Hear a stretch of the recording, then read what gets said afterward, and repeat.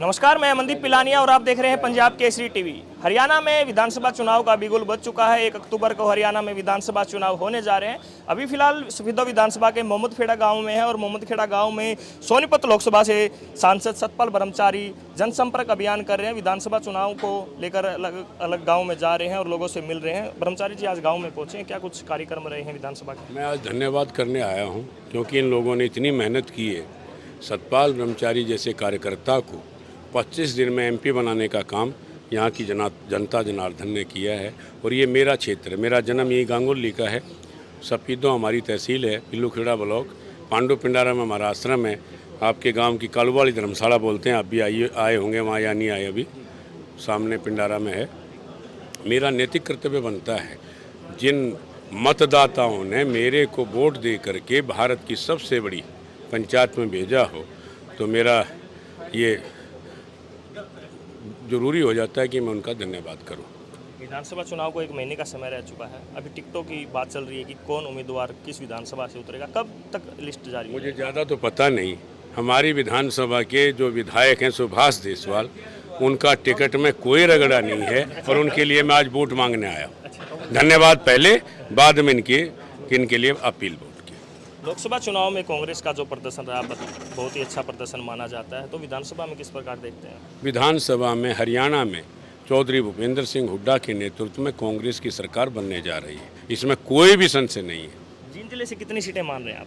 जींद जिले से मैं तो 5 की 5 मानता हूँ भैया, सारी सीटें कांग्रेस को मिलेंगी।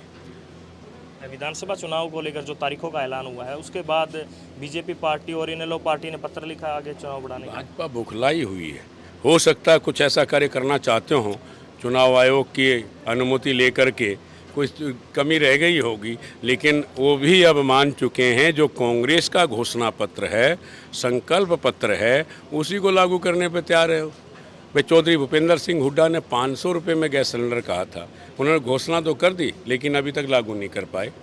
पेंशन 6000, कांग्रेस की सरकार आते ही 6000 पेंशन अपने आप में एक हरियाणा में इतिहास रचेगी कि बुजुर्गों का सम्मान अगर किसी ने किया है तो चौधरी भूपेंद्र सिंह हुड्डा की सरकार आने वाली जो सरकार है उसने किया है। सतपाल जी, सफीदो विधानसभा की बात करें तो लोकसभा चुनाव में थोड़ी कमज़ोर मानी जा रही है कांग्रेस यहाँ पर, तो विधानसभा चुनाव में किस प्रकार देखते हैं? लोकसभा में कमज़ोर कहाँ है? जींद में मैं 1,17,000 वोट लेकर के आगे रहा हूँ। 1,17,000 वोट बढ़ाने अपने आप में बहुत बड़ी बात है। और जींद ने और सफीदों का और जुलाना का तो मैं आभारी हूँ। 3 विधानसभाएं हैं, बहुत वोट दिया। जींद में 60,000 वोट लेना अपने आप में कांग्रेस उम्मीदवार के लिए बहुत बड़ी उपलब्धि है। जुलाना विधानसभा की बात करें तो 80 के करीब उम्मीदवार हैं जिन्होंने नामांकन भरा है पार्टी को, तो किस प्रकार देखते हैं? जो टिकट तो एक ही को मिलेगी, मनाने का काम कैसे करेंगे आप इतने लोगों को? देखिए, जब सत्ता आती है, सरकार आती है, तो सब लोग मान जाते हैं। हमारे यहाँ संगठन में पद हैं, सरकार में पद हैं, विधायक तो एक बनेगा और ये अच्छी बात है। कांग्रेस के प्रति लहर है। हम तो सोचते थे जुलाना नंबर 1 रहेगा। मेरी लोकसभा का एक मजबूत आधार जो जीत का आधार बना, उसमें जुलाना भी एक है और नीलोखेड़ी में शायद 90 के आसपास हैं, हमसे 2-3 ज़्यादा हैं। ये कांग्रेस के प्रति लहर दर्शाती है कि इतने आवेदन, 20,000 रुपये फीस रखने के बाद भी 80-80, 90-90 कैंडिडेट आना अपने आप में कांग्रेस की बहुत बड़ी उपलब्धि है।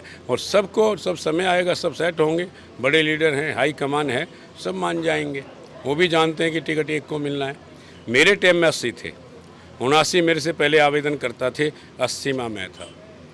ब्रह्मचारी जी, एक तरफ दीपेंद्र सिंह हुड्डा हरियाणा मांगे हिसाब पद यात्रा निकाल रहे हैं, पूरे हरियाणा में 10 साल के कार्यकालों का हिसाब मांग रहे हैं। जब यात्रा सफीदों में आई, पिल्लूखेड़ा में आई, तो वहाँ पर जो पूर्व जिलाध्यक्ष है राजू मोर, वो हिसाब लेकर खड़े हुए थे कि हमने ये काम करवाए। तो हिसाब विपक्ष मांगता है, सत्ता नहीं मांगती कभी भी। याद रखना, जीवन में वो सोच रहे होंगे हम विपक्ष में आने वाले हैं और उनका कुछ कारण भी रहा होगा, मैं आपको नहीं बता सकता। उन्होंने भी अपनी उपस्थिति दिखानी थी। ये थे हमारे साथ सोनीपत लोकसभा से सांसद सतपाल ब्रह्मचारी। विधानसभा चुनाव को लेकर और लोकसभा चुनाव में जो प्रदर्शन रहा है, इनकी जो जीत हुई है, उसको लेकर धन्यवादी दौरे सफीदो विधानसभा में लगातार कर रहे हैं। जींद से पंजाब केसरी के लिए मैं अमनदीप पिलानिया।